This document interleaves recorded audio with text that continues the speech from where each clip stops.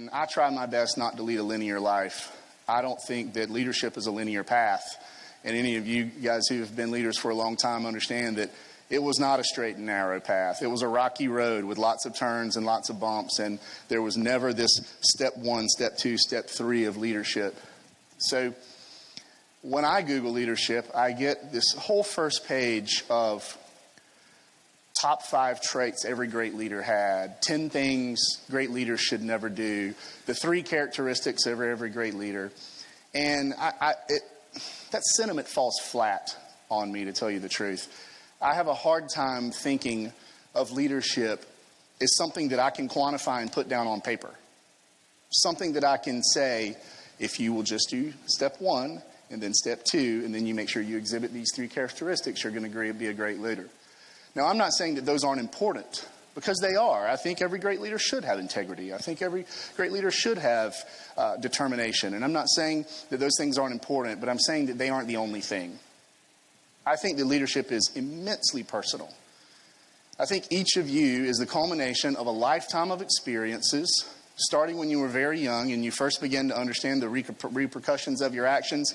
If you did something wrong with your mom, and the level of accountability that you were held to, if you did something right with your dad.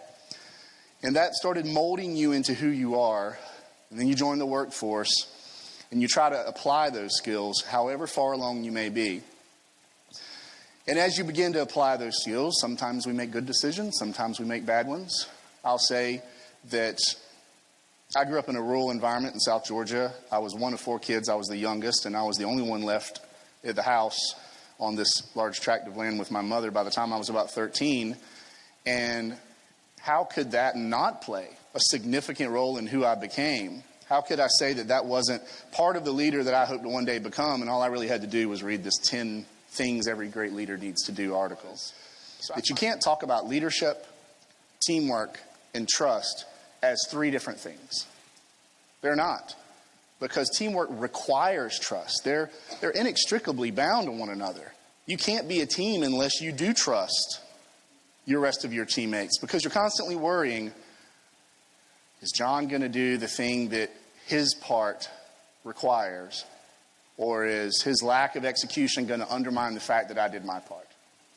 So you have to know that, and you have to trust it. You still hold one another accountable. That's part of the communication we talked about, right? You still have to communicate, and you still have to say, hey, how's your part going?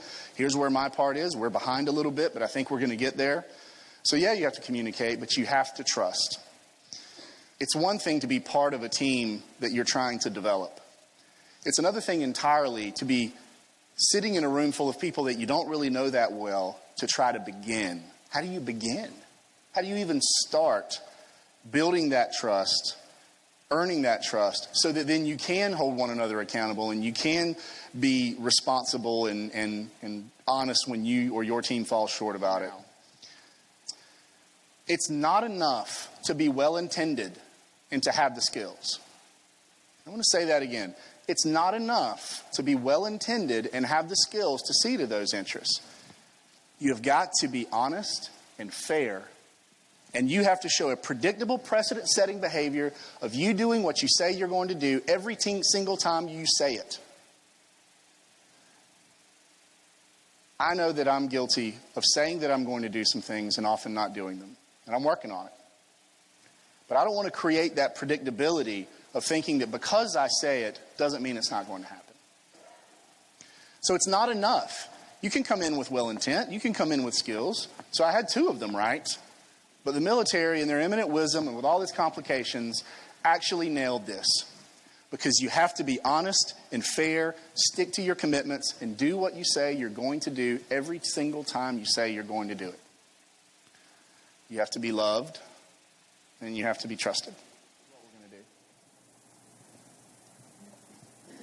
do. Do what you say you're going to do every single time.